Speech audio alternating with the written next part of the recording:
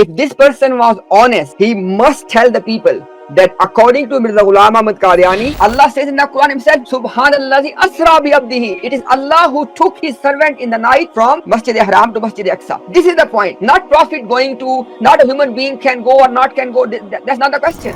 Nobody else has the right to add any, flesh to this, to further to what we already have from Allah the Almighty in the Holy Quran. Wallahi, these are the objections of mulhidun, whom we call atheists, naturalists. They are the ones bringing these quote-unquote arguments. Oh, all of these mystic things, all of these things, they crept into Islamic literature from this, from that. Mirza Ghulam Qadiani has told who you gonna believe. This is what I call deception. This guy, Asif Basit, always notice one thing. When he has no argument, he will just make, this kind of, very philosophical face, and it is between Allah and his messenger. Nobody else has the right to add in this one. Hang on a sec. Mirza Ghulam Qadiani is the one who was adding stuff into it, because they never surprise us. What did he say? This mysticism, this fantasy, this magic, they drop the word unicorn. Oh people, take a pause, take a pause. Who's raising all of these quote-unquote objections of unicorn and donkey? Mulhidun, the people who don't believe in Allah subhanahu wa ta'ala. Oh common Ahmadis, if you are going to stay in this cult, you only have two endings. They will turn you into atheists, or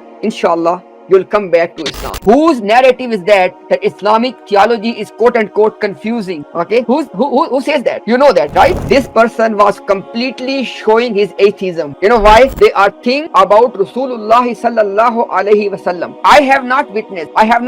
For example, when Prophet was throwing the pebble, وَمَا رَمَيْتَ إِذْ رَمَيْتَ وَلَكِنَّ اللَّهَ رَمَى. When Prophet was throwing those pebbles, those stones, those little stones in the battlefield towards the kuffar, did I witness? Have I witnessed? Have you witnessed? On his principle. What would you say? No. Allah has told me in the Quran, companions have transmitted to us the details. Are you going to make it metaphorical? Would you reject it? Miracle of Ibrahim alayhi salam. Miracle of Isa alayhi salam. I cannot reject them according to his stupid mindset. He's saying that no, if they are miracles attributed to other prophets and they are not attributed to our prophet, we cannot take them on their face value. Subhanallah, how can you say that?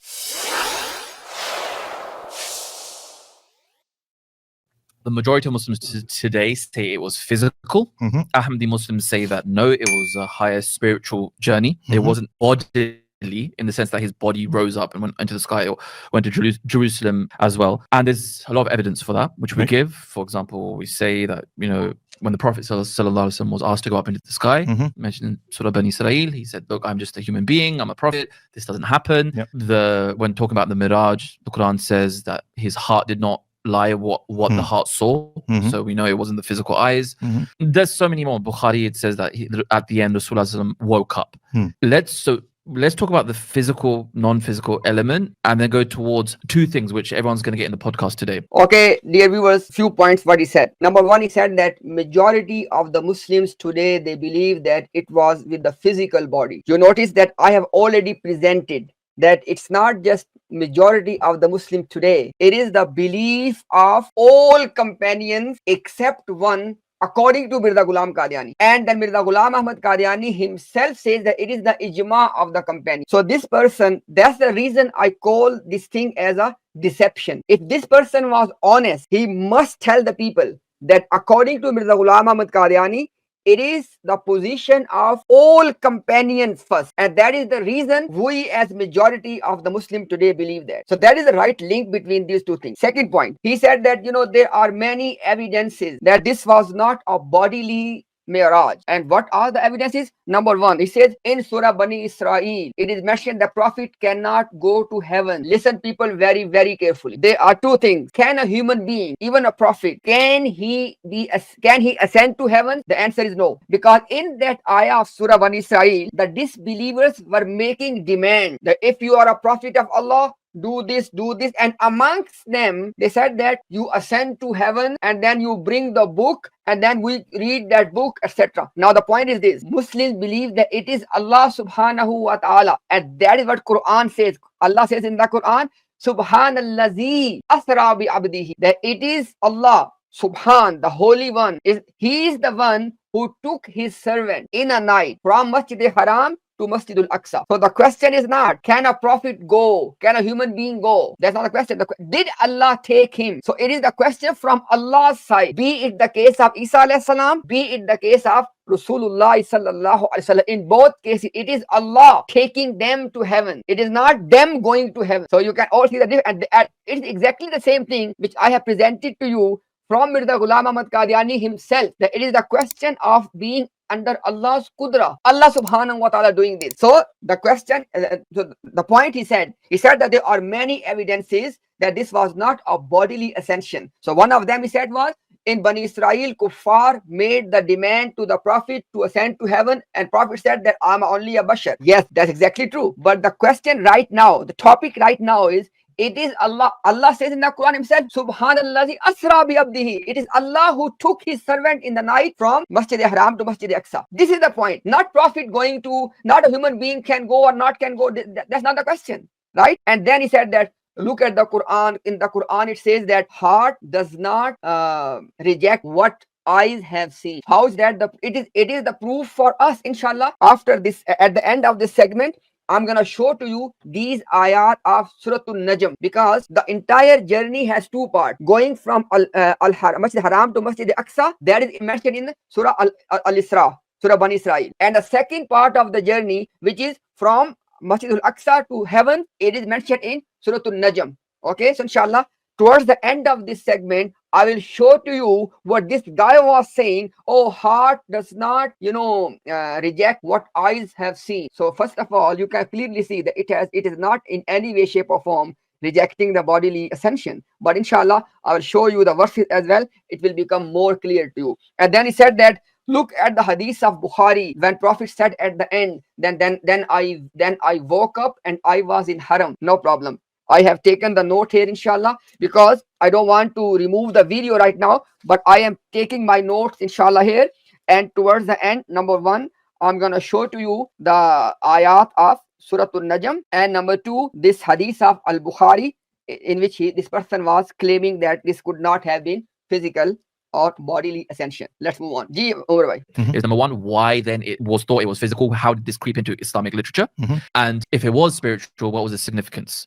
Right. The first thing that we need to bear in mind is, when we say that we believe this, other Muslims say this, such and such Muslim community say, it was the Miraj and the Isra. Yeah. Both of them were actually an affair between Allah the Almighty and his Prophet sallallahu alaihi wasallam. Yeah. Nobody else has the right to add any, flesh to this, further to what we already have from Allah the Almighty in the Holy Quran, from the Holy Prophet sallallahu alaihi wasallam in the Ahadith, in the authentic Ahadith. So we need to understand it from there. And from there, like you just said, it's very clear that it was a spiritual journey, and rightly so. When you said, when the Holy Quran says about, what the heart had seen, the heart didn't lie about what it had seen. Yeah. So we don't see with our heart, we see with our physical eyes. So it wasn't a physical affair. The important thing you're asking here is that why and where does this creep into Islamic theology as a physical affair? And not just as this physical journey, but there's a lot of mysticism or magic, and like he went up on a donkey. Okay, now, dear viewers, point number one, he said that where it has creep into Islamic literature. Subhanallah, subhanallah.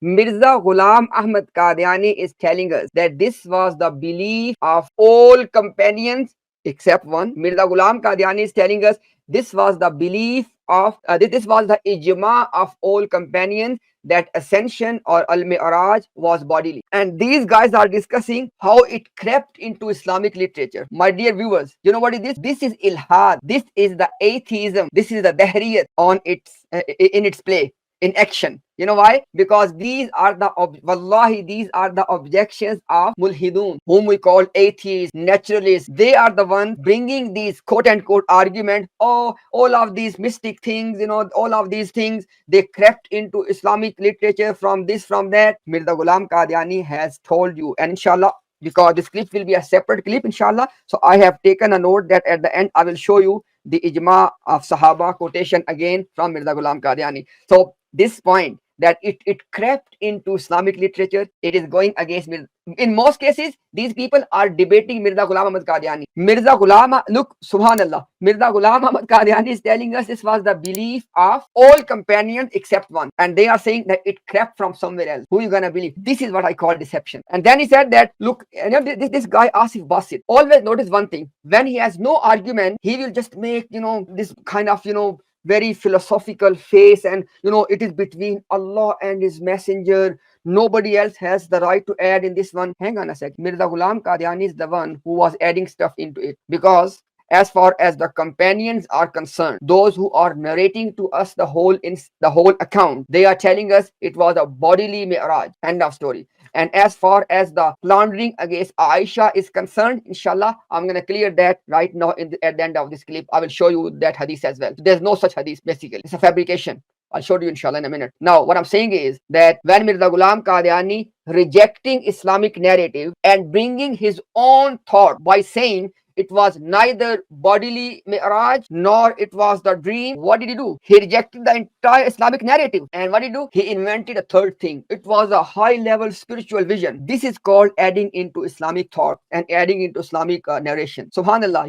Your guys doing that, not us. And then again, he quoted the same ayah, Surah An-Najm. Inshallah, like I said before, I have noted this one. Inshallah, it will be coming as well. Ji Umar bhai. Not just as this physical journey, but there's a lot of mysticism or magic. And, like he went up on a donkey or a mule or some other kind of creation, Buraq, and there's a lot of fantasy around it as well. Yeah, the thing is, we have to understand all of these elements. Yeah. Because whether it was the Buraq, whether it was a horse or unicorn style thing or whatever it was, we have to see what it is. He goes there and he finds a tree. Where is that tree? So everything is going to turn physical and everything is going to become problematic. So what is important is why it is being turned into a physical affair when it actually was spiritual. Yeah. So for that, we have to go into the history of not only Islam, but into the history of religion. Okay. What Islam inherited from other faiths. So look at the spin, subhanallah. They never surprise us. What did he say? This mysticism, this fantasy, this magic. And then what did they do? They dropped the word they dropped the word unicorn. Oh people, take a pause. Who's raising all of these quote unquote objections of unicorn and donkey? Mulhidun, the people who don't believe in Allah subhanahu wa ta'ala, those who reject the religion. And that is the reason we are telling people, oh common Ahmadis, if you are going to stay in this cult, you only have two endings. They will turn you into atheists, or inshallah you'll come back to Islam. And Bismillah ta'ala, our du'as are you come back to Islam. Because the narrative, the injections they are giving to you and to your youth, they are all basically, they are toying, they are putting into your mind and into the mind of your youth atheistic narrative. When Allah's messenger has told us that there was a ride, and then he explained for the companion in the terminologies which a person of 14 centuries ago living in a desert of Arabia, they can understand. The Prophet explained in their language. Did he say unicorn? This unicorn narrative is coming from who? From the atheists. And these guys are using all of those terminologies. And then he said, subhanallah, he said that, because in Surah An-Najm, it talks about that Shajar al-Mal'una, that tree as well. He said that, look, if you will take all of these things as physical, it will be problematic. This is exactly your deviance. That when you are trying to give meaning, when you're trying to give your own understanding to the news of the unseen, my dear people or dear viewers, Rasulullah sallallahu alaihi wasallam in his second phase of al-miraj, when he ascended or when he went from Masjid al-Aqsa to the heaven, everything he is witnessing is from the realm of the unseen. Do we know the details of the unseen? And if we do not know the details of the unseen, are we going to reject that? Now he said that, because Quran mentioned a tree, that Prophet witnessed a tree as well, and because we don't know which tree is that, so it will be problematic. So what's the solution they are giving is, okay, let's deny the whole narrative and let's call it a metaphorical spiritual journey. Subhanallah. Is that the solution? What did you solve in reality? That's very simple for anyone. That whichever you cannot understand, okay, just reject it or call it metaphorical. My dear viewers, in principle, remember one thing. Please listen very carefully. Remember this thing. When it comes to the news of unseen given to us in the Quran, as in this case, Surah Najm, or in authentic ahadith, we believe in them as we have been told. Whatever details are given to us, we believe them. And the details not given to us, we don't go into them. Simple. Because if we are going to make this as a principle that I need to first understand the details of all the news of the unseen, only then I will believe. Or otherwise I will make it metaphorical. Subhanallah. There are things, there are beliefs which we have with regard to Allah subhanahu wa ta'ala. Are you going to call them metaphorical? Are you going to turn Allah into a metaphorical quote unquote entity because you can't understand those things? Which kind of principle is that? Who gave you that principle that when it comes to the news of the unseen, if you can understand them, give them a metaphorical interpretation. Subhanallah. Is there a solution? There is the path to atheism, not a solution. Ji Umar bhai. Of not only Islam, but into the history of religion. Okay. What Islam inherited from other faiths was not only the scriptures, because as Muslims, it's incumbent upon us that we believe in all the scriptures. Yeah.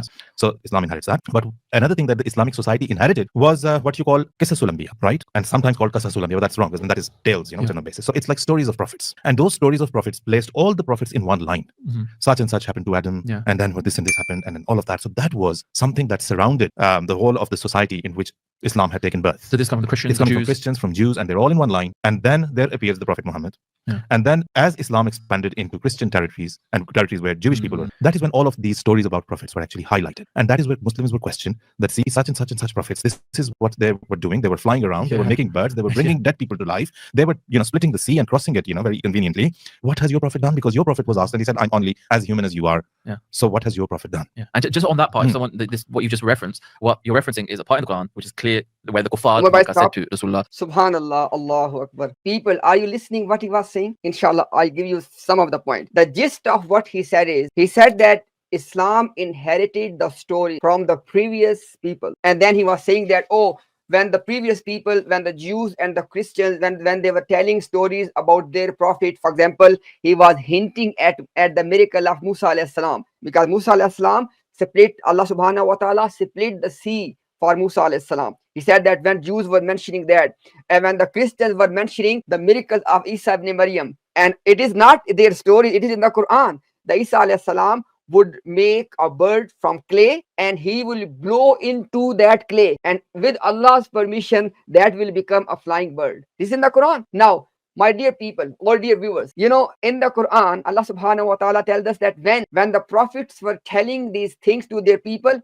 what they used to say, that these are asatirul awwaleen, these are stories of the people of the past. And subhanallah, this guy is giving the same narrative. Now the gist of what he was trying to say is that this al-isra wal miraj, oh people, I beg to you as your fellow human being in humanity, I beg to you, oh Ahmad, I beg to you, is it not true, if you rewind this clip, what he just said, what he was trying to say, he said that when companions saw other nations describing or narrating the miracles of their prophet, they end up making things up about their prophet as. That's exactly what he said. Why I'm saying companions?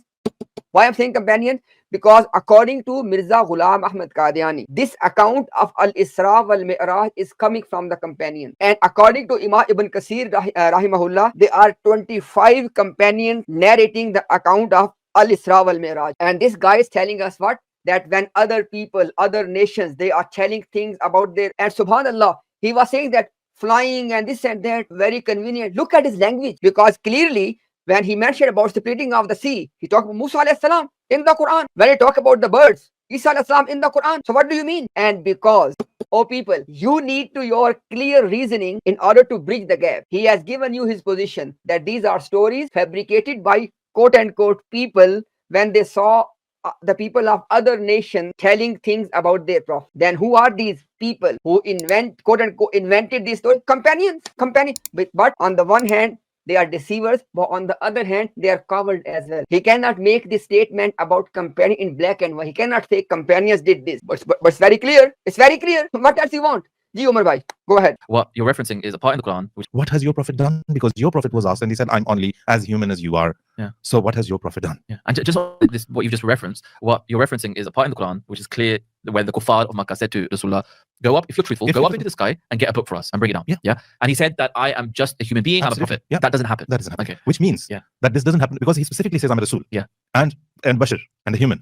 So that means he's saying that this doesn't, human beings don't go into the sky and messengers don't go into the sky as well. So that is something which is very defining, and we'll come to that in a minute. That's a great point. Now, their question, what has your prophet done? That is where a new genre is introduced into Islamic literature, which is called Shamailun Nabi. Right? The qualities, the extraordinary qualities of the Holy Prophet sallallahu alaihi wasallam. Because it was naturally developing, because people were moving away from the time of the Holy Prophet sallallahu alaihi wasallam, and then you had the Tabi'in who would ask their older generation who had seen the Prophet, what did he look like, what did he do, what were his habits, and etc. How did he speak? Now that Shamailun Nabi was in the making, but it takes a new height when Muslims are questioned in foreign lands, what has your prophet done? And when they start telling that, oh no, our prophet did this as well, he split the moon literally split the moon into two parts, and our prophet did this and our prophet did that. And when they were asked that, all right, okay, your prophet might have done what other prophets did, our prophet Jesus the Christ is sitting in heaven, your book testifies to that. Your book says that Allah actually Took him took him up. He's in the heavens, and you believe that he's in the heavens. Did your prophet go into the heaven? He clearly declined that. No, I cannot. I can't. Yeah. So your prophet did not, and our prophet has. So there we are. Now that is where there was this need felt to take the holy prophet physically into the heavens and then bring him back. Right. And that is what they exactly did. Right. So with these two journeys, I mean, there's so much confusion. Umar bhai, stop. So what he was saying towards the end of this portion, now you have got the clear understanding that this is exactly he was telling you. He said that when subhanallah, look at his word. He said that this is when this genre was introduced, Shumailun Nabi sallallahu alaihi wasallam. Now he is telling us that when other people, the people of who belong to the other religions like Jews and Christians, when they were telling the miracles of their prophet and they were raising objections to the companion that what your prophet has done, he said that that is how, he said that is where the need was felt. Look at his wording. So dear people, Allah subhanahu wa ta'ala has given you intellect. There is one thing in black and white he's telling, and he's giving you a narrative that these accounts are basically introduced into Islam in order to prove to the Jews and the Christians that our prophet has done miracles as well, right? And then he gave another example of Shakul Qamar. No surprise that in the Quran, these are two primary miracles mentioned: splitting of the moon, Shakul Qamar, and al-isra wal miraj. Now, I give you something very interesting. When Mirza Ghulam Qadiani was not claiming all of these things about himself, and he was quote unquote defending Islam, at that time he wrote a book called Surmai Chashme Ariya. In that book, he was defending and he was coming up with the narrative that it is physical Shakul Qamar, that you cannot deny, because on the other hand, they have the Hindus and other people who were raising objections on the miracle of splitting of the moon. At that time, because Mirza Ghulam Ka, don't forget, at that time he was not claiming any of these things about himself. So he was defending the miracle of Shakul Qamar and defending in the same sense as Muslim belief that it was a real event. End of story. Allah subhanahu wa ta'ala is capable of doing that. But obviously after that, when he wanted to claim many things, he has to change many of his position, and this was one amongst them, that he changed and he started to call it eclipse, that Shakul Qamar was a simply eclipse, and he started to call it a spiritual vision, not happening in real. Anyhow, this is, you need to know as a history episode. Right now, the point is this: I want the common Ahmadis to think about one point about what Asif Basit has just mentioned. And what is that point? Mirza Ghulam Qadiani is telling you that all companions except one, and then he says it was consensus of the companion, the prophet ascended to heaven with physical body. I have shown you reference in the first part of the video. Inshallah, I will show you again at the end of this, so if somebody is watching this one as a separate clip, they can know as well. Now the point is, this guy is telling you that Muslims have to invent or have to put this spin on these stories, i.e. he's trying to say that these things were there, but the spin of physical, bodily, it was put on them when Muslims wanted to portray their prophet performing miracles like prophets of the past. Then who are these people? Because according to Mirza Ghulam Qadiani, these are Sahabi companions. So if companions, now please pay attention, if companions are of such a nature that they can fabricate things, they can put their own spin on events, they can turn a clear spiritual vision into an actual physical event, then can we trust the companion? There is one thing inescapable, that it is the companions telling us that this was a physical event according to Mirza Ghulam Qadiani. Now the point is, if companions have done this spin, if they have put this spin, can we trust the companion? And if we cannot trust the companion, can we trust anything coming from the companion? Now you tell me, what is left in Islam? Who gave you this Quran? Quran is coming to us through the chain of companions. Who gave us all the understanding of ahadith and sunnah and everything? Companion. And if they were people of such a quote unquote, I don't want to use the word, if they were people of such character,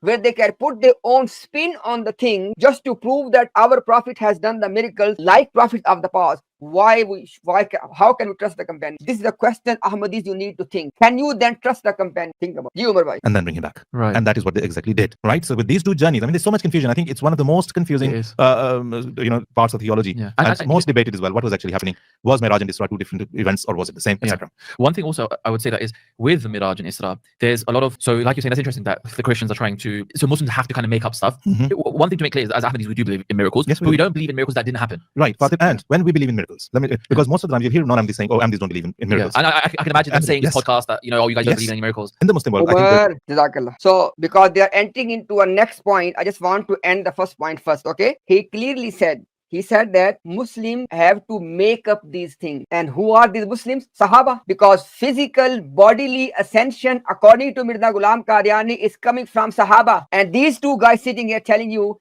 that the people who brought the concept of physical bodily ascension, they made it up. Sahaba made it up. Can you trust Sahaba? Think about it. Next point is, subhanallah, this Asif Basit is saying that is the most confusing part of theology. You remember I showed you in the beginning, I'll show you again towards the end. I will note it down here, that where Imam Ibn Kasir rahimahullah, he said that it is consensus of the Muslim ummah with regard to al-isra wal miraj. He said only zindiq and mulhid people, those people who are zindiq, those who are calling their kufr Islam, they are called zindiq, and mulhid mean deviant. He said only these two kind of people are raising any objection. Otherwise, Muslim have consent. Don't trust Ibn Kasir because he's not authority for you. I know that. He's a Muslim scholar, reputable scholar for us. We know that. But according to you, what about Mirza Ghulam Qadiani, your Hakam and Adal? When Mirza Ghulam Qadiani has told you that it is the consensus of Sahaba, it is the overwhelming majority of Sahaba, it is almost all Sahaba except one who believe, all Sahaba believe basically that, because except one, inshallah, is coming very soon. So when he is telling you that all Sahaba believe, and now you are telling it's most confusing, this confusion thing, that Islam is confusing, Islamic theology is confusing.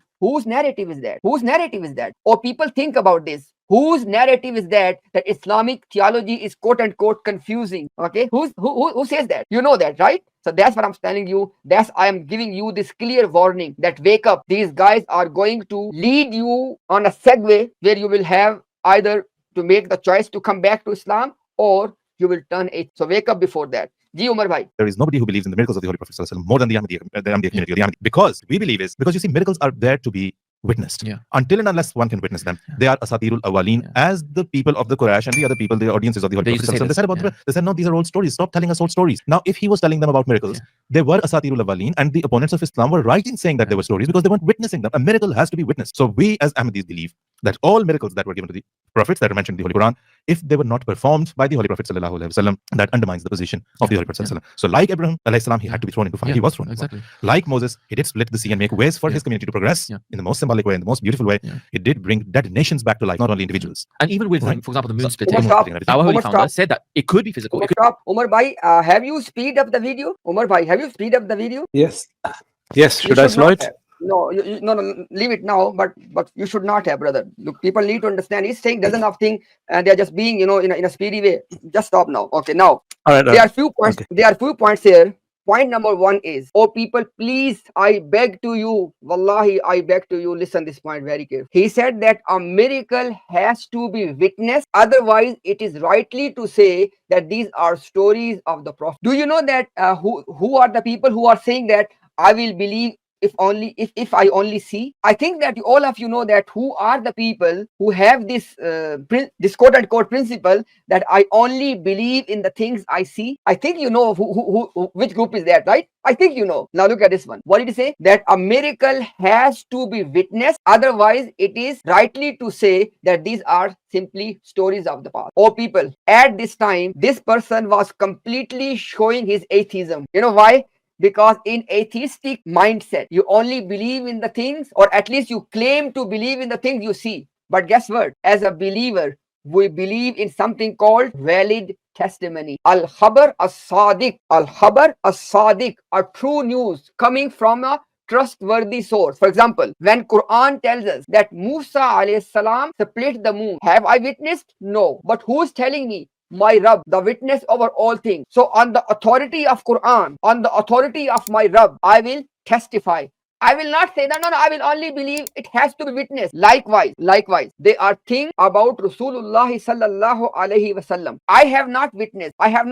For example, when Prophet was throwing the pebble, وَمَا رَمَيْتَ إِذْ رَمَيْتَ وَلَكِنَّ اللَّهَ رَمَى. When Prophet was throwing those pebbles, those stones, those little stones in the battlefield towards the kuffar, did I witness? Have I witnessed? Have you witnessed? On his principle. What would you say? No. It has to witness. Allah has told me in the Quran, companions have transmitted to us the details. Are you going to make it metaphorical? Would you reject it? Because he's telling you that a witness Look at the wording of a miracle has to be witnessed, otherwise it will be right to say that these are stories. At this time, he completely turned into an atheist, because this is, wallahi, this is exactly atheistic philosophy and mindset, that you have to witness something in order to believe in that. But he completely forgot that as a believer, for us, the actual source of information is al-khabar as-sadiq, a news coming from the truthful source, i.e. Quran and authentic hadith. So people, do you still want any evidence that these people are inside, they are atheists? Because when they are talking,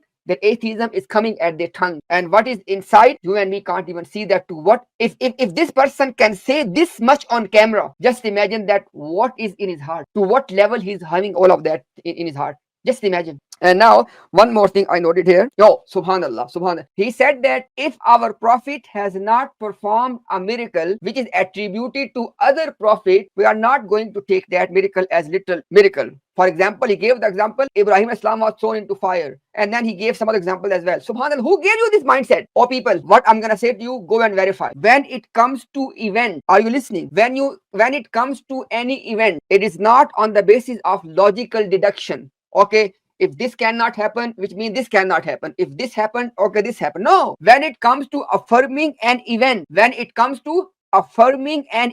is on the basis of valid source of information. And in this case, al-isra wal miraj, being a bodily, physical al-isra wal miraj, it has been reported to us from the companion, and Mirza Ghulam Qadiani has admitted this. End of story. Likewise, the miracles of other prophets, be it the miracle of Musa alayhi salam, miracle of Ibrahim alayhi salam, miracles of Isa alayhi salam, I cannot reject them according to his stupid mindset. He's saying that no, if they are miracles attributed to other prophets and they are not attributed to our prophet, we cannot take them on their face value. Subhanallah, how can you say that? How can you say that? Because once it's proven from the Quran that Ibrahim alayhi salam has performed those miracles, or in the case of Ibrahim, the miracle happened of being thrown into fire, the miracle of the bird, the miracle of the dead birds coming back to life, right?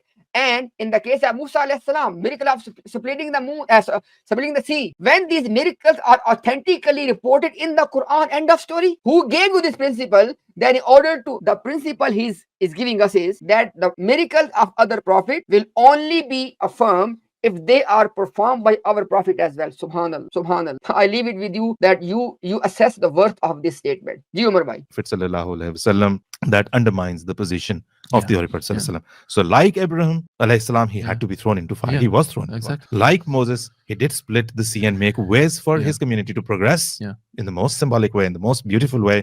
He did bring dead nations back to life, not only individuals. And even with, for example, the moon splitting and everything, our holy founder said that it could be physical, it could literally have happened, and it could have been some kind of vision as well. Absolutely. But I like the point which you're saying, that a miracle has to be witnessed. Because that's what people say today. They're like, oh, okay, you guys, you're Muslims, and this is from the atheist perspective. Where are the miracles today? We can't see those. We can't see them. But I think, okay, we're going off on a different track, and we can do another podcast on this. But let's bring it back to the miraj. You've got Christian. Point number one is, he said that if our prophet has not performed all the miracles of other prophet, then it undermines the position of our prophet. Subhanallah. What can I say? Allah subhanahu wa ta'ala has given Al-Quran to Rasulullah sallallahu alaihi wasallam. Is it not the sharf and the fazila our prophet is given over all other prophet? Because just one surah, Suratul Fatiha, there is nothing comparable to this one surah in any of the past revelation. Our prophet said that I will be given Al-Kawthar on the day of judgment. Al-Kawthar in the field of judgment. Al-Kawthar. Is it not the sharaf? Our prophet said that I will be given the flag of Hamad, Liwa'ul Hamd biyadi. Okay, I will be given the liwa, the flag of praising Allah subhanahu wa ta'ala. Is it not his sharaf? Our all prophet and all mankind, our prophet will be given the right or the permission. Actually, the good word is permission. Our prophet will be given the permission of Shifa'atul Kubra. What is that? The greatest shifa. And what is that? Oh Allah, start the accountability. Start the accountability. So you can go on and on. These people do not know that Prophet sallallahu alaihi wasallam is given the sharf and the fazila over all mankind and over all prophets in so many different ways. So many different ways. You don't need to fabricate things. Look what he's saying. He said that our prophet has to be thrown into the fire. Our prophet has to split the sea like Moses. What do you mean? And guess what? And guess what? And then immediately they have to give all of them the metaphorical meaning. Fire does not mean fire. Throwing does not mean throwing. Split does not mean split. Sea does not mean sea. This is when they say we believe in the miracle. And guess what? Towards the end, the other guy, his name is, what's his name? Umar. He used to come on the stream. His name, Ata. Yes, Ata. This Ata guy, he is again reaffirming the atheistic narrative. He said that, yes, you rightly said, miracles have to be witnessed in order to believe them into be the miracles in the true sense of the word. Obviously, the point is, I have given you already. This is exactly atheistic perspective. A believer believes in valid testimony. A believer believes in al-khabar as-sadiq, a true news coming from Quran and coming from authentic ahadith. A believer believes in that. We don't have to have this atheistic mentality. I will believe if I witness. This is exactly atheism coming out from their tongue. Okay. And then one more point was there. Okay, that's it. Umar bhai. His perspective. Where are the miracles today? Yeah. We can't see those. We can't see them. But I think, okay, we're going off on a different track and we can do another podcast on this. Yeah. But let's bring it back to the miraj. You've got Christians saying, Yes. Isa's gone into the sky, Jesus gone into the sky. You Muslims believe this as well. Yes, absolutely. What did the Rasulullah do? They're saying, yeah, look, the miraj, it was this physical journey that went on. The next question will be, okay, fine. If it wasn't physical and if this was an influence of the Christians and the Jews, then wasn't the miraj meant to be a miracle? What's the significance? What's the significance? First of all, I mean, the Muslims were actually caught in what you call a catch-22. Where must stop? Because it was their book that was being used against. Okay, Umar bhai, inshallah, when I'm giving my comments, you can maybe rewind it for 10 seconds so we can start that point again. No, I just want to again end with the previous discussion they were having. So one is that he said that when the Christians were saying that Isa alayhi salam ascended to heaven, it's again the narrative they have said in the previous part. It's all one narrative, that because Christians were saying that their prophet, their guy has gone to the heaven, so Muslims have to come up with something to prove that our prophet has done the same. Again and again, just making one point. Mirza Ghulam Ahmad Qadiani is telling us that this point, this aqidah, this belief, the belief that Nabi Muhammad sallallahu alaihi wasallam went to heaven bodily. He said this was the belief of almost all companions except one. He said it was the consensus of the companions. Now the people, they are saying again and again that people have to fabricate and put their spin of physical bodily miraj. Who are these? According to Mirza Ghulam Qadiani, they are Sahaba. Just say it out. What is stopping you to not call them? This is there again. On the one hand, they have this kufr. On the other hand, they have this covered. If you have kufr, at least be like Abu Jahl. Be like Abu Jahl. Just be proud of your kufr, because you are saying everything but not calling them the people who are fabricating and putting the spin of physical bodily ascension. Sahaba, what is stopping you? Because according to you, Sahabas can make mistake. End of story. That's what Mirza Ghulam Qadiani did. I inshallah come to that in a minute. Ji Umar bhai. What's the significance? What's the significance? First of all, I mean, the Muslims were actually caught in what you call a catch-22 because it was their book that was being used against. It was their book from where they were extracting verses and telling the Muslims, oh, you believe this, you say he was Kalimatullah, the word of God. Right. And then that means that the Quran obviously is Jesus Christ as well. If he's the word of God and this is the word of God, then they're one and the same. And all other things from the Jesus Christ, you say, and you believe that he was taken alive into heavens. Your prophet could not go into heavens. Even when he was asked, he said, no, I can't do that. Now, why that had to be done is because obviously the Muslims had to associate a miracle to the Holy Prophet ﷺ, which could be seen at par with that of Jesus Christ. Now, look at that. I mean, the irony, because that is, it means you were accepting that Jesus's miracles were greater than the miracles of the Holy Prophet ﷺ. Hence, you had to stretch it to that point. When the Holy Prophet ﷺ always said, my biggest miracle that I've been given, it's Allah the Almighty telling the Holy Prophet ﷺ, is the Holy Quran, that is the Kitab, Al-Kitab that is being revealed to you. So this is your biggest miracle. But to come at par with those of Jesus Christ, which Muslims were seeing as bigger miracles, they had to take them there. Now the problem with that, and you ask of significance, stop. It's two journeys, right? So okay, again, I don't want you to lose sight of this one point. It is the third time they are trying too hard and giving a narrative that Muslims were caught in catch-20 because Christians were raising objections. Christians were using the Quran against the Muslims. Oh, your prophet cannot do this. Your prophet cannot do this. Then Muslims have to stress and Muslims have to come up with something at par. All of that. I don't want to say dozens of things because this is the, you can say this is the central theme of their video. The central theme of their video is that the reason Muslims have to put the spin of physical bodily ascension because they were being bashed, they were being trolled, they were being raised objections from the Christians. Oh, your prophet cannot do this.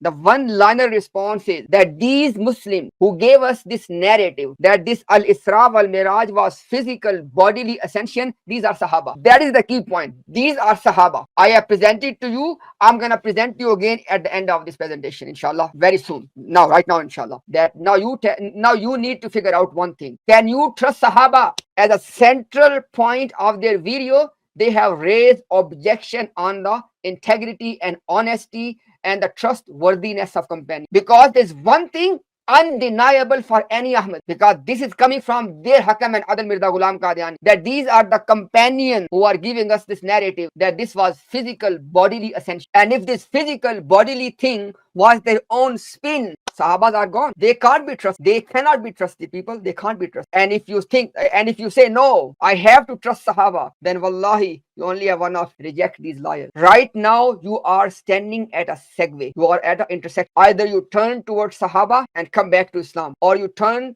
or you completely turn to these liars. Make a choice. There comes a point in your life and you have to make a choice who you want to side with. If you want to believe in the trustworthiness of Sahaba, uqsim billah, I swear by Allah, you have to reject these liars. Make a choice. Ji Umar bhai. Both of them being, because the Quran is clearly calling them roya, which is a vision and a non-physical, a metaphysical experience. It's not a sensory experience that you do with your physical eyes. It's through your heart, through your soul. Now the Quran is clearly stating it about the Holy Prophet Sallallahu Alaihi Wasallam, Nuriya, right? That to show him, was shown, right? Wakazalaka Nuri Ibrahima Malakut Samawati wal Ars. The same root word, roya, right? So the same root word is being applied here, that we took Hazrat Ibrahim alayhi salam to, the kingdoms of heavens and the earth. So does that mean that Hazrat Ibrahim alayhi salam also underwent the same miraj or isra? Of course he didn't, because if we do that, then again we'll be sitting here and thinking about then what was special about the Holy Prophet sallallahu alaihi wasallam. For that, we need to understand the horizontal and the vertical axes of miraj and isra. Okay. Jazakallah. So people, are you getting into the mindset of Ahmadiyya? This is one of their problem, not just in them, from Mirza Ghulam Qadiani's time. In their mind, the only way you can you can basically give the right praise to our Prophet ﷺ, the only way is that you have to do something to the other Prophet. So that's why I say, if we affirm that Allah subhanahu wa ta'ala physically has shown his ayat to Ibrahim alayhi salam, then what is special about our Prophet? I don't know what to do with. I have already given you, there are dozens of reasons. You don't have to reject the miracles of other prophets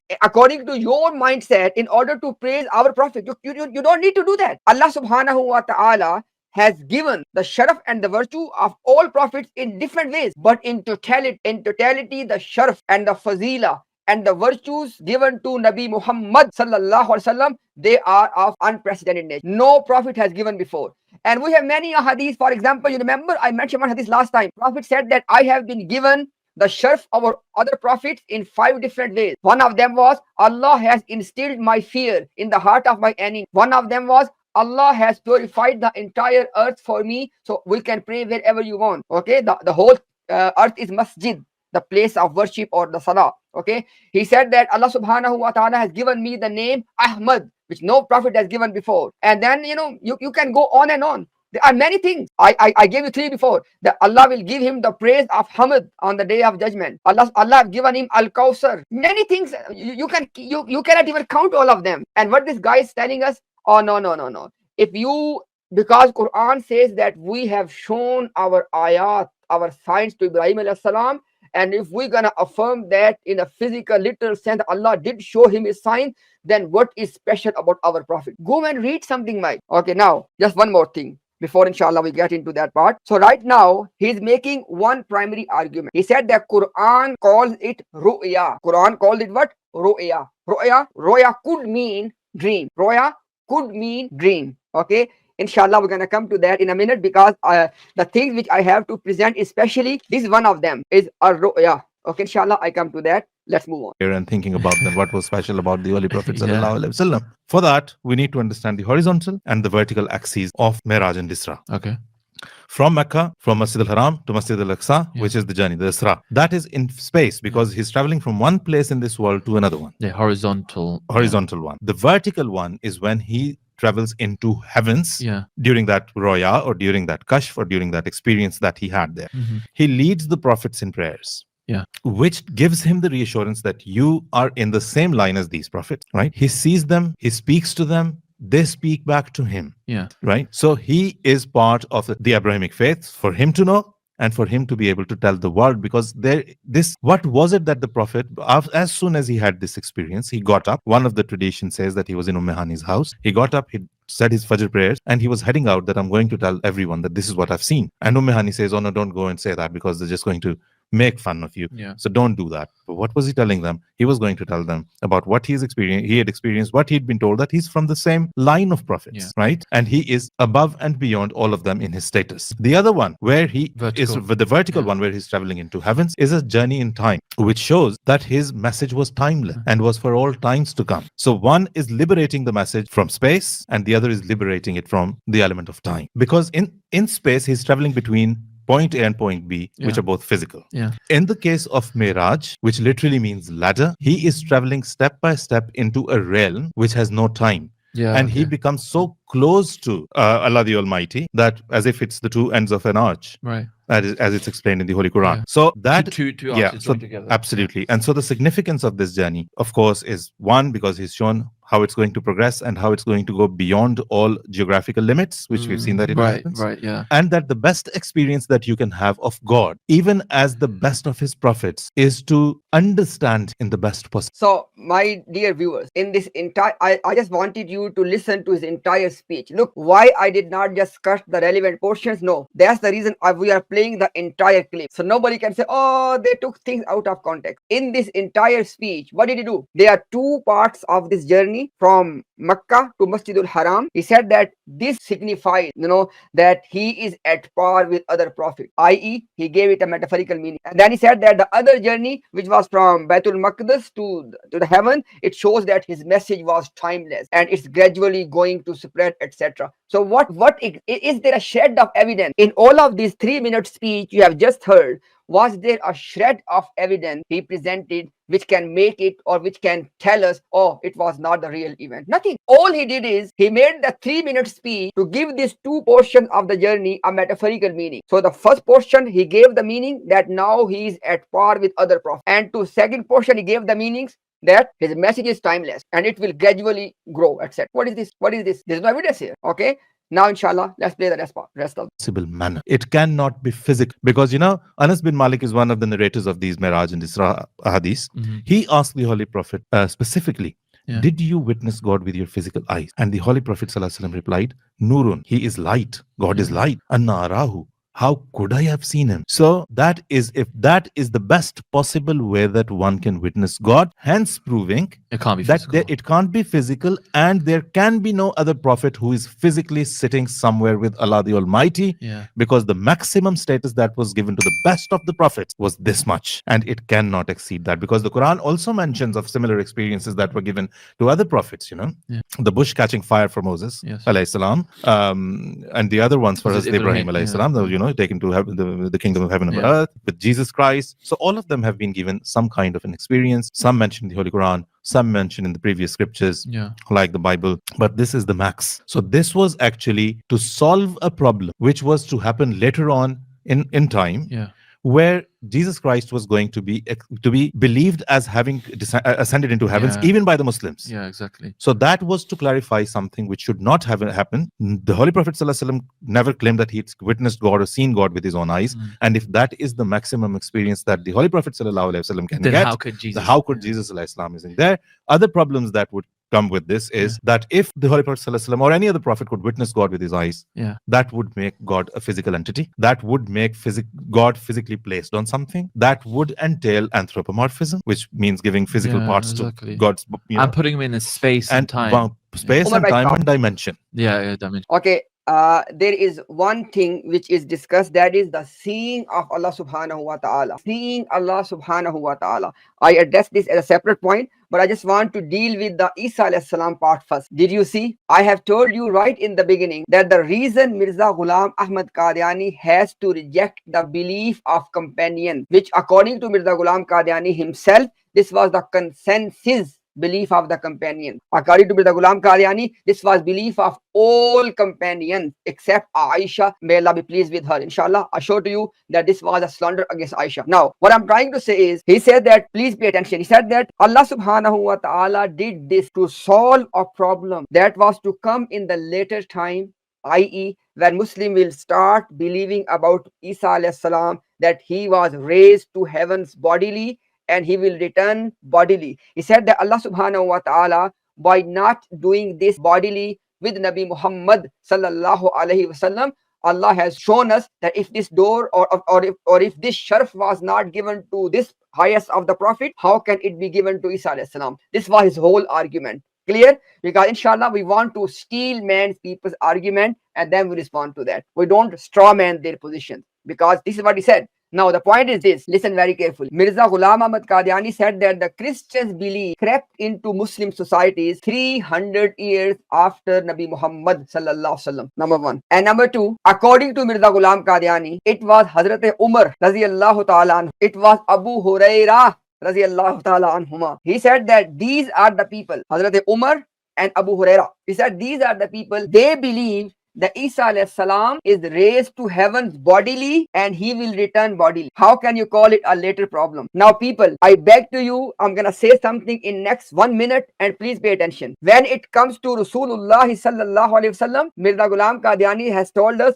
that he was raised bodily, physically into heaven. And Mirza Ghulam Qadiani said this was the belief of companions, all companions except one. He said this was the ijma of the companions. So this thing about al-miraj being the physical, bodily miraj is coming from companions, according to Mirza Ghulam Qadiani. Now the second thing with regard to Isa ibn Maryam, Mirza Ghulam Qadiani has admitted, inshallah, let me note down here, I will show you this reference as well, that this was the belief of the companion that Isa alayhi salam is ascended bodily and he will return body. Clear? So you cannot play the game or later on. What do you mean later on? Both of them are coming from Sahaba. With regard to Isa ibn Maryam, coming from Sayyidina Umar, and with regard to Al-Miraj being bodily, physically, according to Mirza Ghulam Qadiani, coming from all the companions. How can you use this logic of later on a problem was to come? Now, second point is, he said something very, very strange. Again, because they are atheist people. What else he could say? Look at this one. On the authority of Quran, Muslims, they believe that we are going to see Allah subhanahu wa ta'ala on the day of judgment. And inshallah, I will request Brother Umar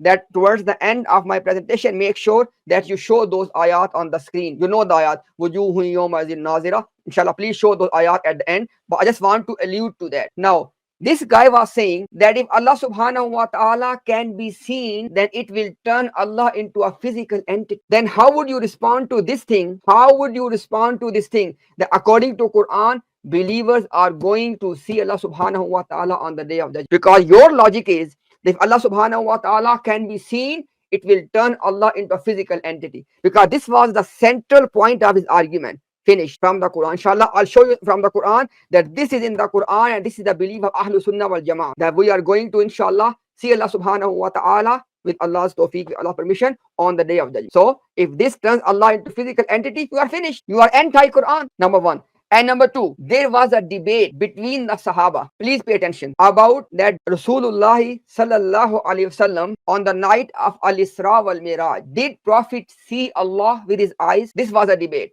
Now, Abdullah ibn Abbas radiyallahu ta'ala anhu and a group of companions with him, their position was that yes, he did saw Allah subhanahu wa ta'ala with his eyes on the night of Miraj. Another group of companions, in which Hazrat Aisha was there as well, their position was that no, both sides are bringing their argument. But take a pause here. Take a pause here. Please take a pause here. In those discussions, none of them is saying that, hang on a second, guys, this was a dream. Why are you worried? If this was just, if the entire thing, because remember I told you before that I'm going to address the issue of Aisha towards the end. Now listen very carefully, because Aisha radiallahu ta'ala anha is at the forefront of those companions whose understanding was that on the night of Miraj, Nabi Muhammad sallallahu alaihi wasallam did not see Allah subhanahu wa ta'ala. She was in that group. But the point is, she is never saying, and none of them is ever saying, that, hey guys, why are we discussing all of that? It was just a dream. It was a spiritual vision. You don't need to worry about that. This discussion itself is telling us this was not a dream, because that's why you have this entire discussion between them. You get the point? Point number 2. When Aisha radiallahu ta'ala anha, when she was negating and when she was giving her position that no,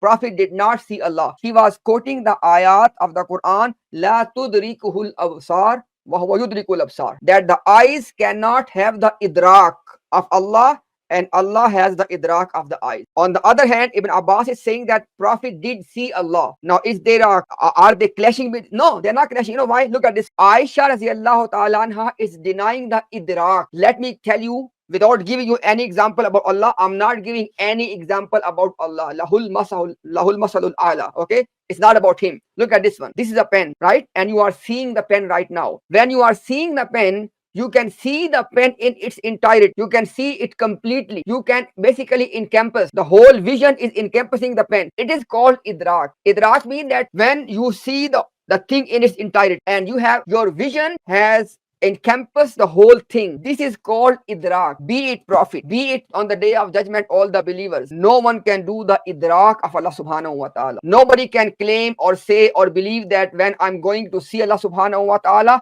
my vision will encompass Allah in his entirety. So this was the reaction of Hazrat Aisha, right? And those companions who are affirming the vision of Allah subhanahu wa ta'ala or seeing Allah, they are saying that prophets see Allah subhanahu wa ta'ala. That's it. They are not claiming the idrak. So Aisha is denying the idrak. Idrak means that your vision is able to encompass the Allah subhanahu wa ta'ala in his entirety. Okay? And those companions who are being led by Ibn Abbas, when they are saying, they are only believing in seeing Allah subhanahu wa ta'ala and not encompassing Allah subhanahu wa ta'ala in his entirety. Clear? Now, last point, you must not forget, in these debates between these two groups of companions, in these debates, when they are debating that did Prophet see Allah on the night of Miraj or did he not see Allah on the night of Miraj? One group is being led by Ibn Abbas, other group is being led by Aisha. Clear? In these discussions, none of them is saying it was dream. Can you miss this point? None of them is making the argument, oh, it was dream. Are you getting my point? So this was something about this seeing Allah subhanahu wa ta'ala. Now, just to conclude this point of seeing Allah subhanahu wa ta'ala, when it comes to those issues on which you have the great scholars taking their positions, and when I'm saying great scholars, I am starting with the companion. So it is up to you. You can side with the position of Aisha.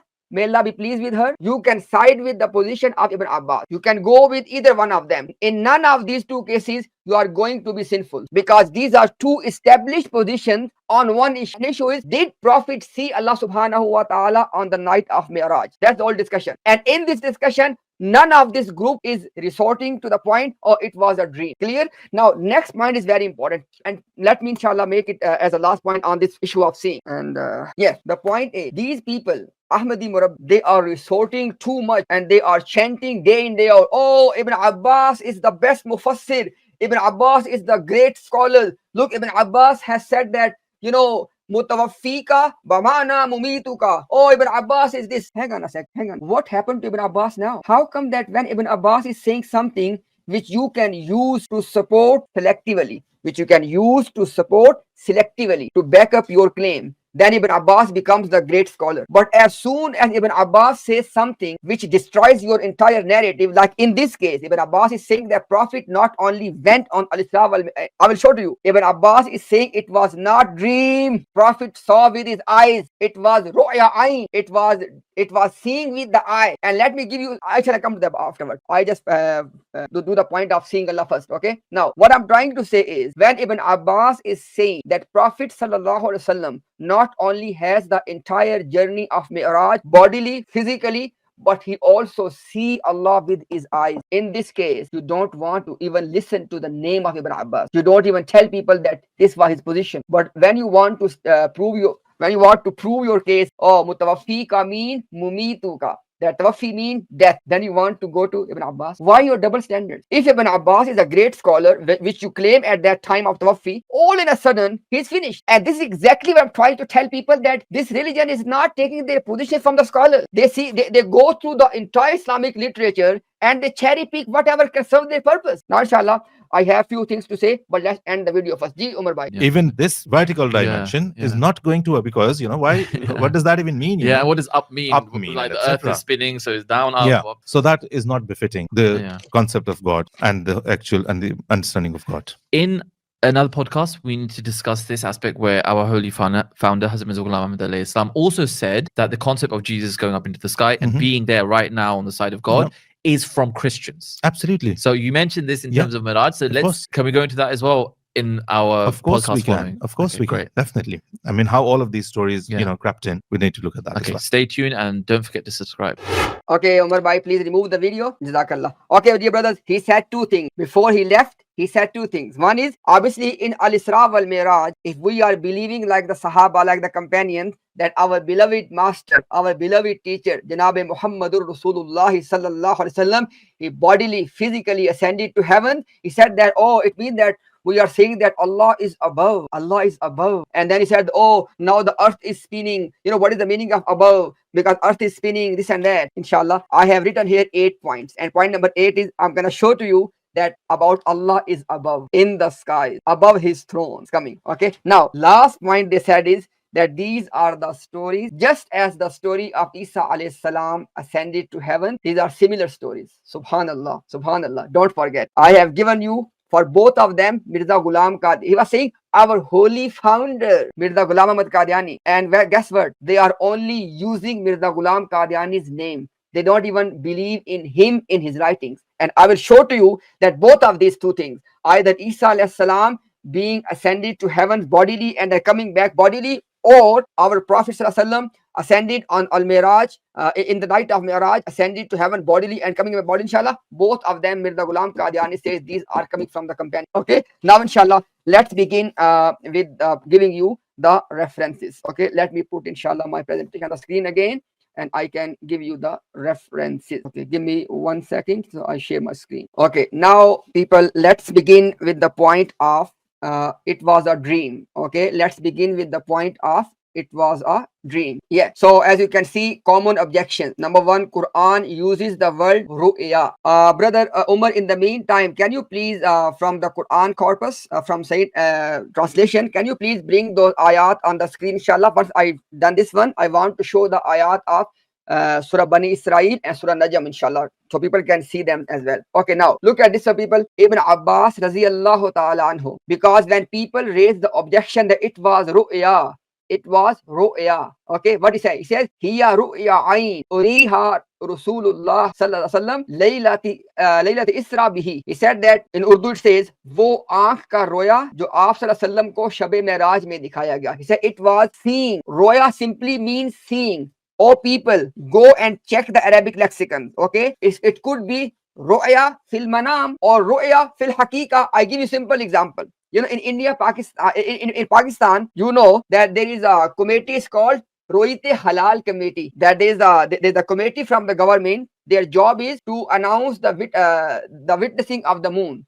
They call Roite Halal Committee. Ru'ya and look, ru'yat. Okay, so just by calling something ru'ya does not automatically, categorically prove that it was a dream. It could be ru'ya ayn. Am I saying this? Muhammad Imtiaz is nothing. We are not more than dust. It is the mufassir of Al-Quran, none other than Abdullah ibn Abbas radiyallahu ta'ala anhu. He is telling us that this ru'ya was ru'ya, i.e. this seeing was seeing of the eye on the night of Miraj. You can check in. It is both in Bukhari and At-Tirmidhi. Clear? That is one thing. Now I am addressing the point of ru'ya, because this is one of the main objections. It was ru'ya. Okay, so this is the fatwa, the verdict of Ibn Abbas. Now I want to see the consistency in Ahmadiyya religion. That are they going to listen to Ibn Abbas right now, or they would abandon him because it's not Ibn Abbas who is important to them. It is their own thing. They will see that who they can support, they claim. Okay, now let's move on. We need to understand the world in the light of entirety of evidence of Quran and authentic hadith. Now, this world ru'ya, you need to understand the world ru'ya in its entirety. And how is that? For example, in Surah Bani Israel, inshallah, I will show to you the verses in a minute once I end this one. In Surah Bani Israel, Allah says, Subhanallazi asra bi abdihi laylam min al masjid al harami ila al masjid al aqsa. Now look at this one. First of all, Allah starts with Subhanallah, and you know, this Subhanallah is a connotation. It's used when something is, you know, wondrous, something is miraculous, or something is not, which is just as a routine matter. If something is just a routine matter, a dream, do you think the Prophet was not having the good dreams in his entire life? We believe the Prophet was having many dreams. So just for a dream, using the word Subhanallah, you need to explain that, because you need to explain the Quranic text as well.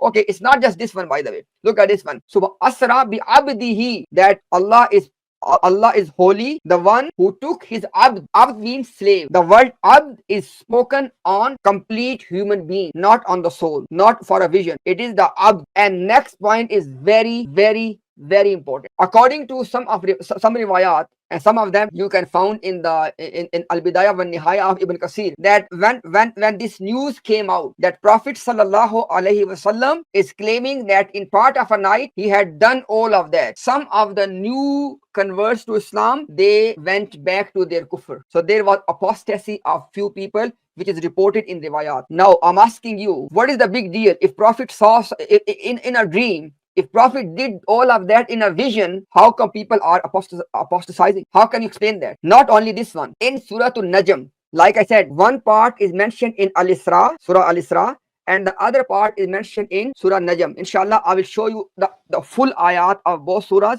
Then I will point out to the words which are clearly pointing out that it cannot be taken as a dream or something as a vision. Okay. Now, point number 3. This is the key point. Reaction of the people of Makkah. The point of wonder for them. Now, please tell me, if Prophet is claiming that in his dream, in the night, he traveled from Makkah to Al-Qudus, what's the big deal? What is the point of all of that reaction in the Meccan? Why they were, and inshallah, towards the end, I will show you the number of narrations, and I want you to read those narrations, that how they started to say that the Prophet is lying. It's impossible. Please pay attention. They were claiming that it is impossible. Why? They said that when we take our caravans for trading, it takes us months to go and come back. How can he claim that in a night he came back? Now, if Allah subhanahu wa ta'ala has given you intellect, isn't that all this conversation only making sense if Prophet literally went from Mecca to Al-Qudus? Because if it was a dream, I mean, for example, somebody sitting in London, in a dream you see that you are in Pakistan, what's the big deal? What's the point of somebody rejecting that? What's the point? So the reaction of the people of Mecca is an evidence. It is an evidence that it must not be a dream. And don't forget, Mirza Ghulam Qadiani has rejected both. He said it was neither actual event nor dream. It was some spiritual vision. So I don't want you to lose sight of that point as well, that he rejected the dream thing anyways. Anyhow, as a spiritual vision, just for a spiritual vision, you cannot explain the reaction, how people of the Makkah were reacting. And as you know, inshallah, I will give you the hadith numbers, in which you will see that in those ahadith, the Quraysh, the people of Makkah, they started to ask him questions. Okay, if you went there, tell us about these things. They asked about the doors and the windows and this and that. Obviously, Prophet did not go there for this reason. So he was, he was a bit worried when they asked this question. And immediately, Allah subhanahu wa ta'ala brought the Masjid al-Aqsa in front of his eyes, and he was looking at the masjid and answering their questions. All of this back and forth between the Makkans and the Prophet does not make any sense if it was a dream. Let's move on. Close to 24 Sahaba narrated it and believing it as a real event.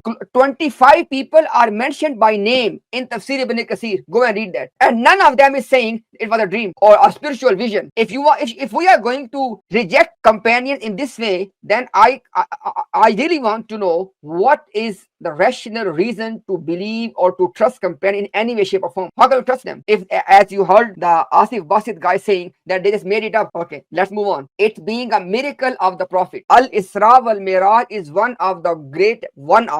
because the greatest one is Al-Quran. No argument. One of the greatest miracles. There are two great miracles.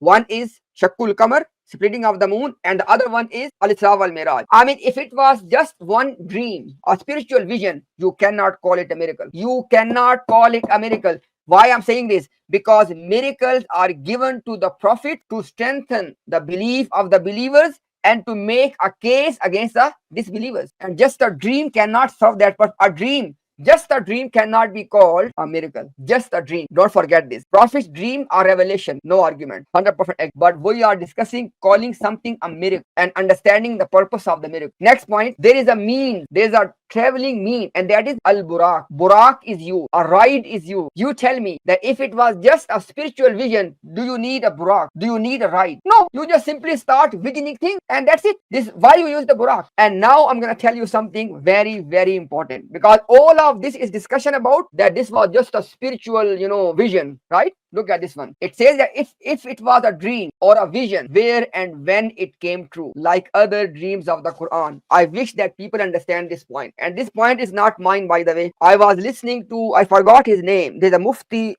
Sahib from, I think he's from America. I believe so. I may be mistaken. Forgot his name as well. Maybe somebody can remind me. So if you want to call it a dream, for example, Prophet saw the dream about making Hajj and Umrah, the event of Al-Hudaybiyah. So that was a dream. Then what happened? After that, next year, the dream was fulfilled. Yusuf Asalam had a dream about his parents and about his brothers. What happened? Then you have the fulfillment of the dream. So if it was just a dream, where is the fulfillment? If Prophet was shown, according to Quran, when prophets are given dreams, then those dreams, they come true as well. So even though as a ilzami jawab, it's a ilzami jawab, okay? Even if you want to call it a dream, then you need to tell us where is the fulfillment of this dream. And at this point, I want to mention something very important as well, and that is, some of the Muslim scholars in their book, they have mentioned al-isra wal miraj as a spiritual vision. And guess what? Again, the Ahmadi, Qadianis, Murabbis, not the common people, they don't know. The Murabbis, they deceive people by using those quotations and not telling the people the full story. The full story is, there are some ulama, there are some people, they believe that al-isra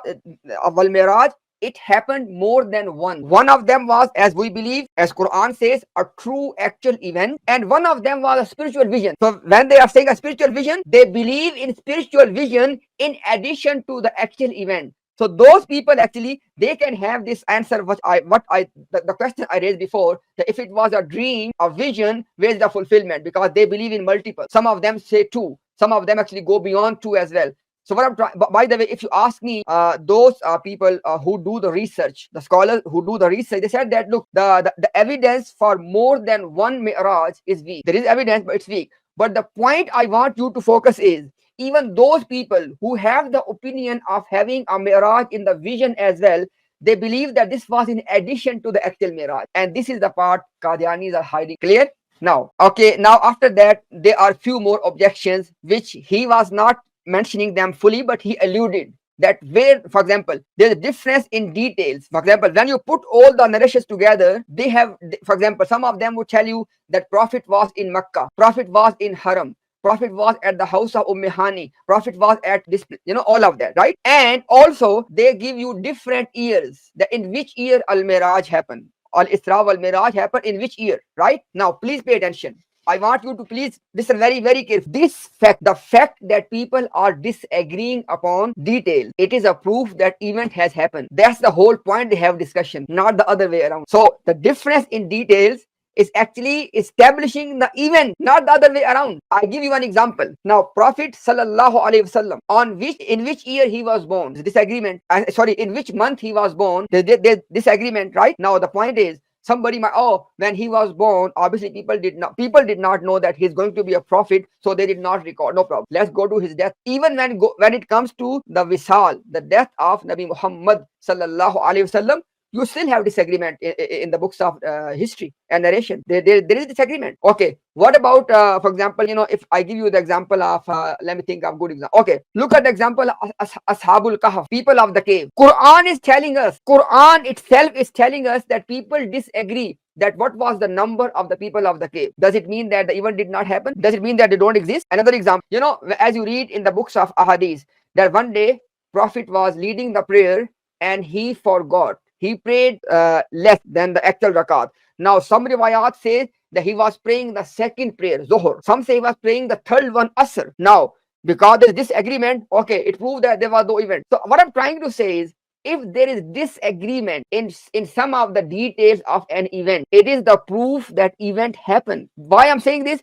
Because those people, are you listening, people? Those people who are disagreeing on the details, guess what? None of them is denying that event actually happened. So that's my whole point. And if you are going to make a principle that if on anything, on any account, in anything in the books of Ahadith, if there is disagreement, we will reject that, then you will be in big trouble. And last but not the least, when you as a Qadiani claiming that miraj did happen and it happened as a spiritual vision, then this objection of details comes on you as well. That when Prophet had this vision, where he was, in which year Prophet had this vision. What I'm trying to say, it doesn't matter. It does not matter. It does not impact at all. Either you take it as Muslim belief, like a true, actual, physical event, or you take it as a spiritual vision. In both cases, you have same problem. Until and unless you reject the event, you say it did not have, which you can't do, okay? So if you cannot reject the event altogether, then the difference of details is objection on you as well. How would you answer? Because even if it was spiritual vision,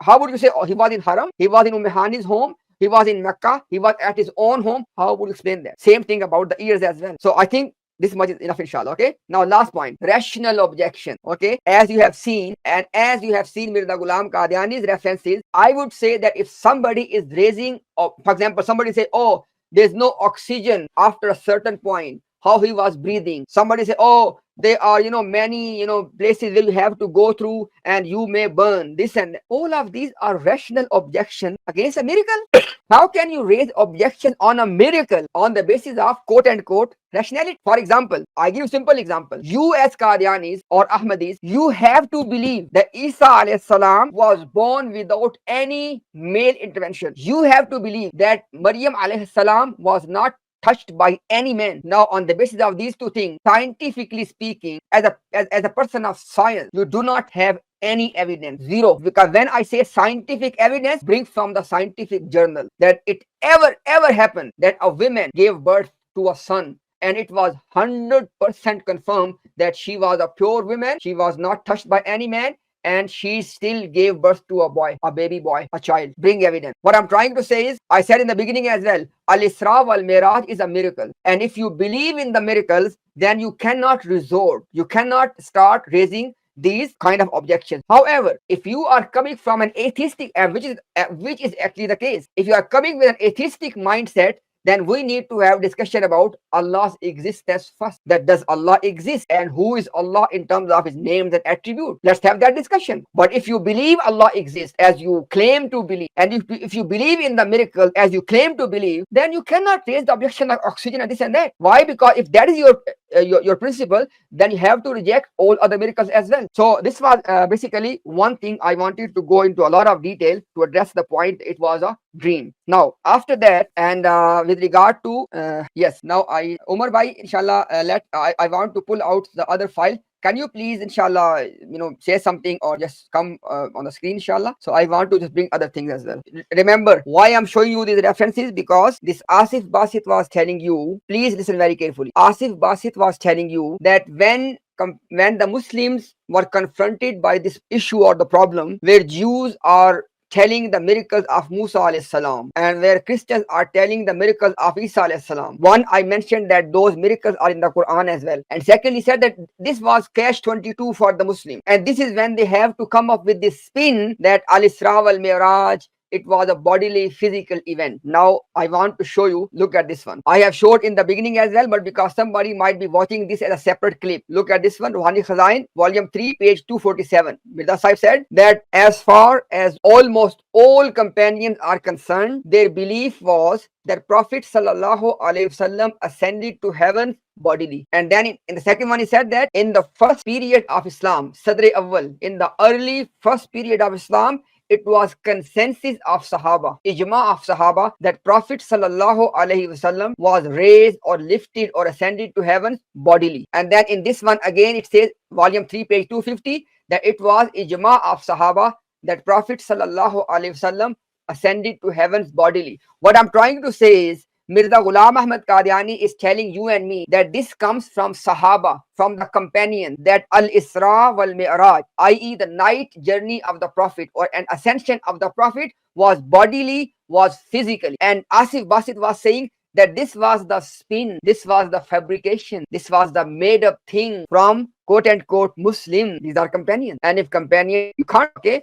Now, the second point he was making, now inshallah, I address that point as well, because obviously, be it Mirza Ghulam Qadiani or be it Asif Basit or any other people, they always link this thing with Isa alayhi salam, that as Muslims fabricated the bodily ascension, likewise they took and fabricated things from the Christians in terms of Isa alayhi salam ascended to heavens bodily and coming back bodily. Okay, right? Now inshallah I show you that point as well, and it is coming on the screen. Okay, let me share my screen, because you need to have these references so you can see that who this person was attacking to. Okay, so now as you can see, let me just make it a bit bigger. Now look at this one, that who has this belief that Isa alayhi salam was raised to heaven. Yeah, sorry, yeah, this, yes. Now look at this one. Yeah, look at this one, volume number 19, from here actually, volume number 22, page number 35. बास सहाबा इस गलत अकीदा में मुब्तला थे कि गोया हजरत ईसा दोबारा दुनिया में आएंगे. He said that some of the companions had this wrong belief that Isa alayhi salam will return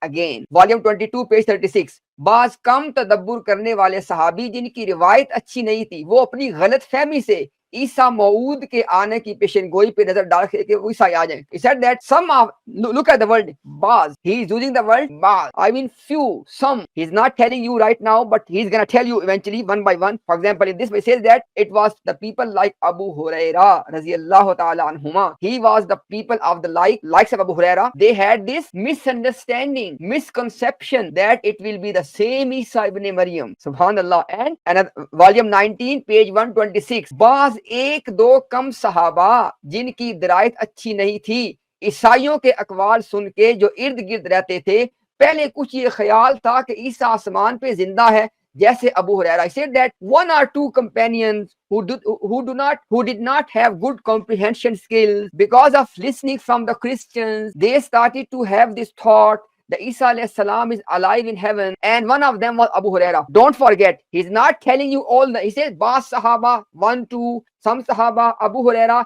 What I am trying to tell you, that either the belief that al-isra wal miraj was bodily, it comes from Sahaba as per Mirza Ghulam Qadiani, or the belief that Isa alayhi salam was raised to heavens bodily, it also comes from Sahaba. Now take a pause here. According to Ahmadi Qadiani, there are 30 ayat in the Quran, and they are clear statements of the Prophet that Isa has passed away. Can you imagine, in the presence of 30 ayat of the Quran, these companions, they were listening to the Christians and they started to believe in that. Can you imagine this? Okay, let's move on. Volume 15, page 581. Umar Khattab कहते थे कि जो शख्स कहेगा कि आप सल्लल्लाहु अलैहि वसल्लम फौत हो गए हैं तो मैं अपनी इसी तलवार से उसे कत्ल कर दूंगा, बल्कि वो आसमान पर उठाए गए हैं जैसे ईसा इब्न Maryam. Mirza Sahib is saying that Umar radiyallahu ta'ala, and don't forget, according to Mirza Ghulam Qadiani, Umar radiyallahu ta'ala anhu was the one whom Allah used to converse with, and Prophet said that if there was a prophet after me, it would have been Umar. This is the status, this is the caliber. And this Umar is saying, may Allah be pleased with him and with all the companions, he is saying that Prophet sallallahu alaihi wasallam is lifted to the heavens in the same way as Isa ibn Maryam was lifted. And Asif Basit was saying, oh, this came from the Christians. The person of this caliber, Umar, if there was a prophet after me, it would have been Umar. And according to Mirza Sahib, Allah used to converse with Umar. He was muhaddas, right? And this Umar is saying that Prophet is raised to heaven in the same way as Isa ibn Maryam. How can you say that the belief of Isa ibn Maryam came from Christians? Are you saying that Umar al-Faruq, in the presence of 30 ayat in the Quran, started to listen to Christians? Look at next one. Volume 15, page 585. जब आप सल्लल्लाहु फौत हुए तो उमर फारूक के दिल में ख्याल पैदा हुआ कि अगर हजरत मसीह जिंदा आसमान पे चले गए हैं तो हमारे नबी अहक को औला है कि जिंदा आसमान पे चले जाएं. Allahu Akbar. He said that when Prophet passed away, a thought came into the mind of Umar al-Faruq that as Isa ibn Maryam has gone to heavens alive, likewise our Prophet is more worthy go to heaven alive and then come. Can you imagine? Umar al-Faruq, according to the Ahmadi propaganda, if there are 30 ayat in the Quran telling the Sahaba that Isa alayhi salam has passed away, if Prophet has made clear statement that Isa alayhi salam has as Qadianis are claiming, Isa has passed away, can you believe that the person of the caliber of Umar al-Faruq can make this statement? And guess what? Guess what? Read the entire account. Not a single Sahabi said to Umar, "Oh Umar, why are you saying this? Don't you know that Isa has passed away?" No, none of them said. So Umar al-Faruq having this belief, where it came from, number one. Number two, if Umar is making a statement and none of the companion is raising any objection on his statement about Isa alayhi salam, what it tells, use your own mind. So basically the reason I was quoting, and by the way, look at this one, Tafsir Masih Maud. Note the reference. Tafsir Masih Maud, the PDF version from the website of Jamaat Ahmadiyya, volume number 3, Tafsir Suratul Nisa, page number 426. 300 साल मसीह का आसमान, 300 साल के बाद मसीह अलैहिस्सलाम का आसमान पे चढ़ जाना और लानत को कबूल करना ईसाइयों के नजदीक एक अकीदा करार पाया। फिर मुसलमानों, लिसन वेरी केयरफुली, मुसलमानों ने आ हजरत के 300 साल बाद फीज आवज में ईसाइयों के बाद ख्यालात की तकलीद शुरू कर दी। He said that 300 years after the death of Nabi Muhammad sallallahu alaihi wasallam, in the time of fitan, 300 years after the death of Nabi Muhammad sallallahu alaihi wasallam, Muslims started to follow the thoughts of the Christians. And guess what? Umar al-Faruq is not 300 years after the death. So Mirza Ghulam Qadiani had a big trouble. He tried to create some exit, but he failed, because Umar al-Faruq on the very day when Prophet passed away, Umar al-Faruq making the clear statement about Isa ibn Maryam. Now, the whole purpose of showing these two things. Number one, that the night journey, according to Mirza Ghulam Qadiani, Sahaba, all of them except one, Aisha, and inshallah that's coming now. All of them, they believe that the night journey of the Prophet was bodily, physical. And Asif Wasid was saying this was the spin later on Muslims invented. Secondly, with regard to Isa alayhi salam, Mirza Ghulam Qadiani is confirming for all of us that this comes from Sahaba. And Asif Wasid is saying, no, it was later on when Muslims started to take things from the Christians. I let you decide now. Now, what else is there? I want to show to you with regard to Allah subhanahu wa ta'ala, because he said at the end, if we say, if we make this statement, we will be in big trouble, because it means that Allah is above and this and that. No problem. Let's ask Mirza Ghulam Ahmad Qadiani. Yes. So look at this one. First of all, according to Quran, this is the Muslim position. According to Allah said in the Quran, أَأَمِنْتُمْ مَنْ فِي السَّمَاءِ أَنْ يَخْسِفَ بِكُمُ الْأَرْضَ فَإِذَا هِيَ تَمُورُ. Do you feel secure that he who is in heaven? In this ayah, Allah subhanahu wa ta'ala is mentioning about himself, and what he says, the one who is in heaven. Ayah number 16, and same is mentioned ayah number 17 as well. Amintum man fis sama, that do you feel secure from the one who is in the sky? So according to the book of Allah, Allah subhanahu wa ta'ala is his sama, in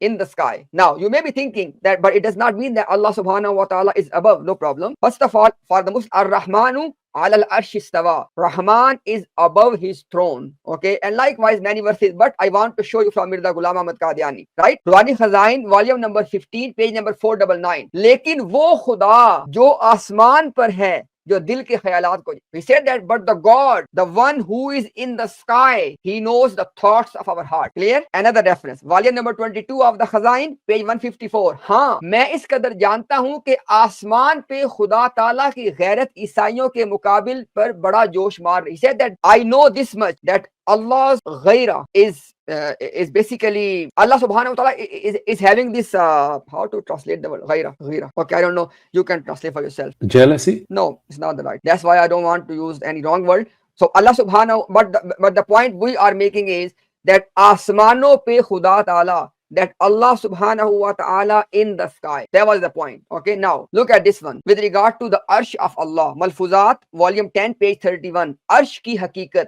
reality of the throne of Allah, वो तो अर्श पर है. He says Allah is above his throne, जहाँ मखलूकात का दायरा खत्म हो जाता है.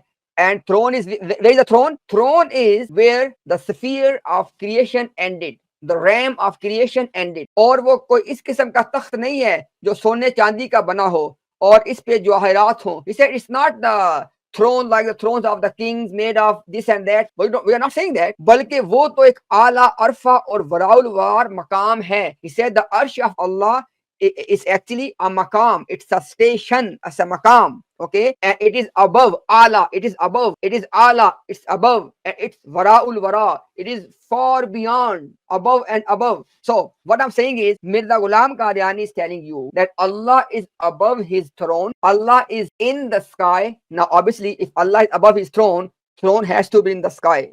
Clear, right?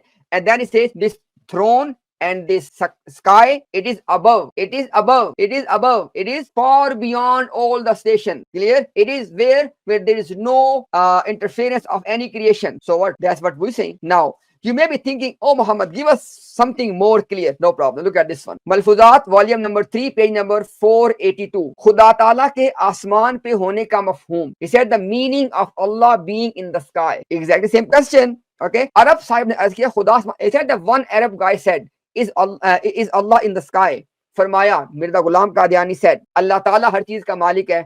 Allah subhanahu wa ta'ala is the owner of everything and all the good names belong to Allah. Isne apne aap ko uluf se mansoob kiya. Allah has attributed aboveness. Let me repeat. Allah has attributed what? Aboveness to Himself. Or pasti ki taraf isko mansoob nahi kar. He said we cannot attribute the downness to Allah. He said that according to Quran, we can only attribute aboveness to Allah, and we cannot attribute downness to Allah. And then it goes further as well.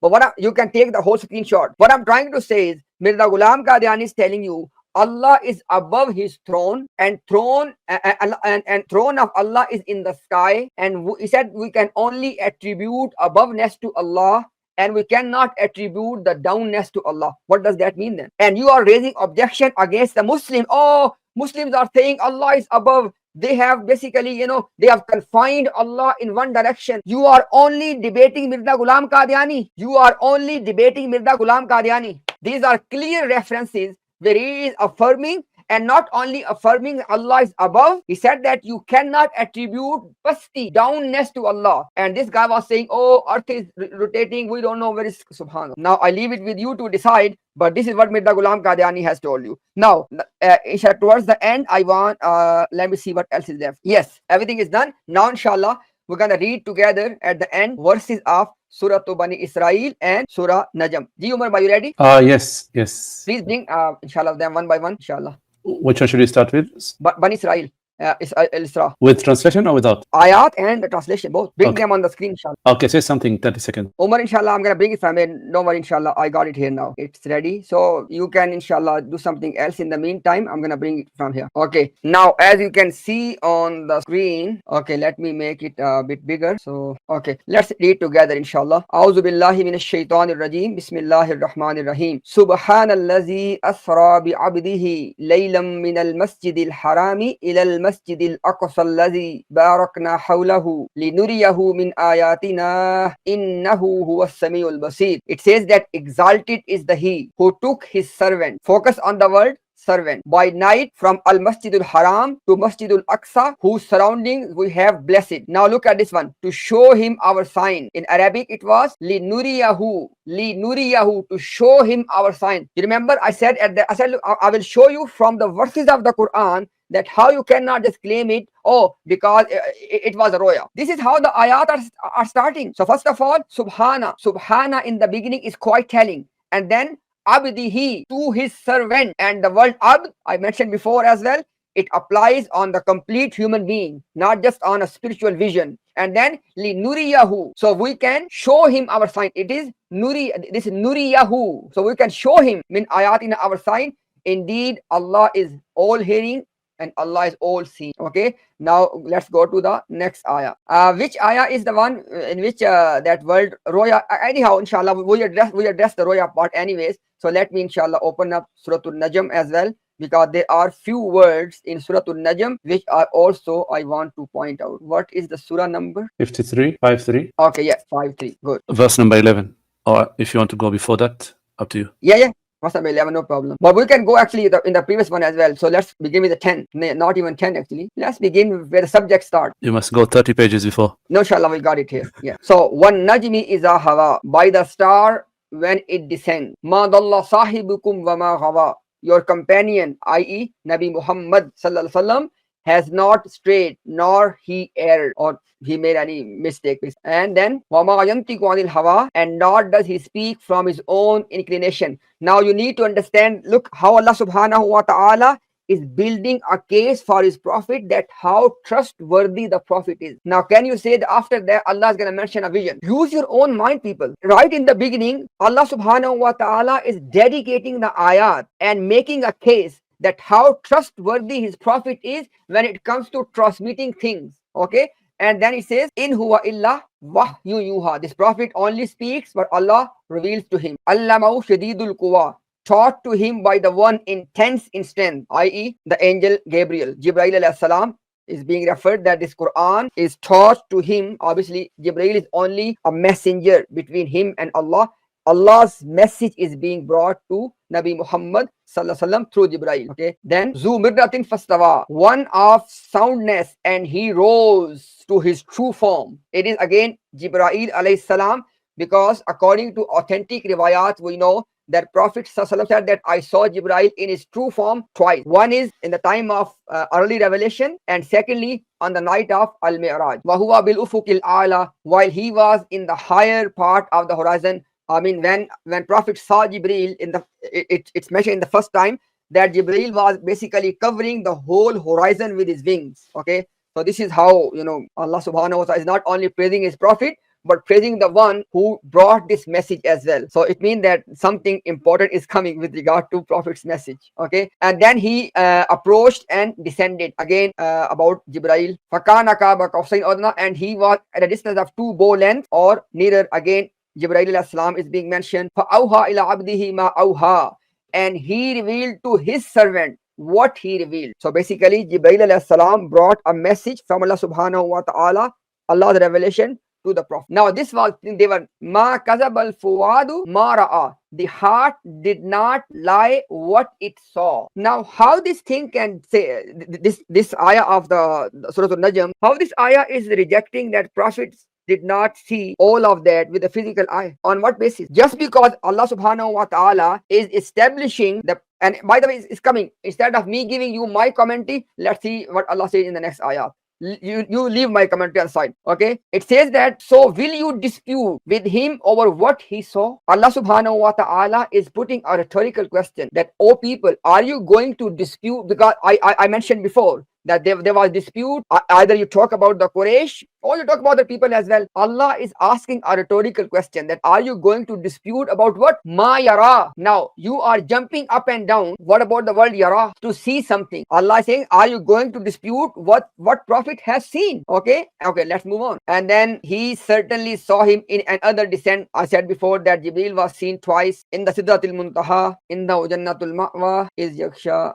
I just want to come to yes, ma zaghal basaru wa ma tagha, the sight did not, what is this word, Umar bhai? Okay, the sight did not turn aside, and yet was, no, let me just find the simple one. The eye did not turn aside, nor did it see. Yes, this is a good one. The eye did not turn aside. So when Prophet was given all of, when Prophet was witnessing and seeing all of those signs of Allah, look what Allah says. It says that the eye did not turn aside, nor did it exceed the limit. Now you tell me, in the previous ayah number 11, when it says that heart does not reject or lie what it saw, you were, oh look, the world is heart. What's now? The word is basar. Ma zaghal basaru. What is basar now? What I'm trying to say is, people, that these people, they try to find in the entire narrative that one word which they can use to twist everything else. What I'm trying to say is, let me show you. This was verse number 17, and the verse they were quoting was verse number 11. Let's see that verse number 11 and then see the verse number 17. Ma kazabal fuadu